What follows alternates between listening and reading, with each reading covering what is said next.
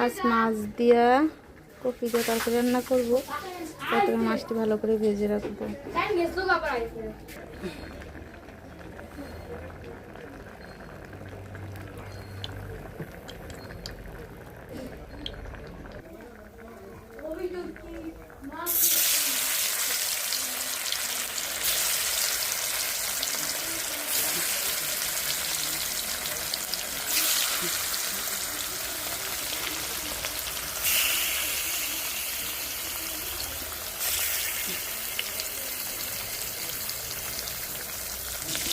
মাছগুলো আমার ভাজি হয়ে গেল, দিয়ে দিলাম। দেখেন একটা মাছের সাথে একটা মাছের কত ভালোবাসা, একটাকে একটা ছাড়তে চাই না একদম। হ্যাঁ হ্যাঁ, সবাই ভালোবাসা, শুধু আমারই হলো না।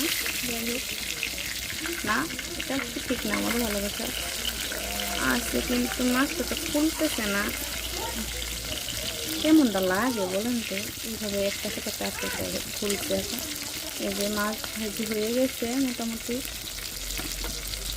এই তো মাছ ভাজি হয়ে গেল। এই যে কচু ভেজে নিচ্ছি।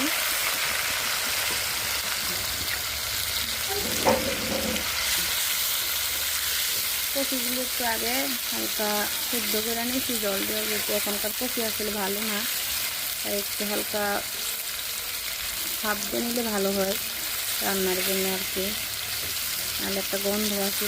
এখন কচি আলুগুলো ভেজে নিচ্ছি। কচি আলুটা কিন্তু ভাজি হয়ে গেছে। এখন ফোড়ন দিয়ে দিব তেজপাতা,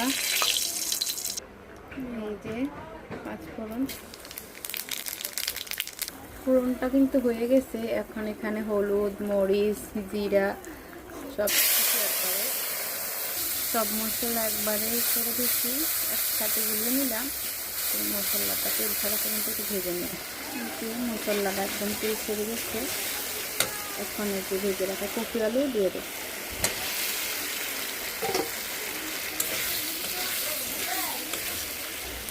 এই যে ভাজি হয়ে গেছে, এখন ঝোল দিয়ে দেব।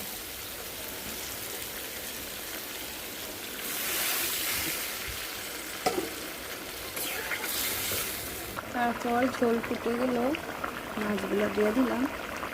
এই যে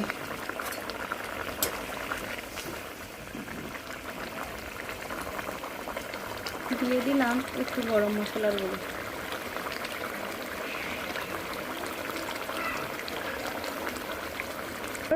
বলুন কেমন হলো।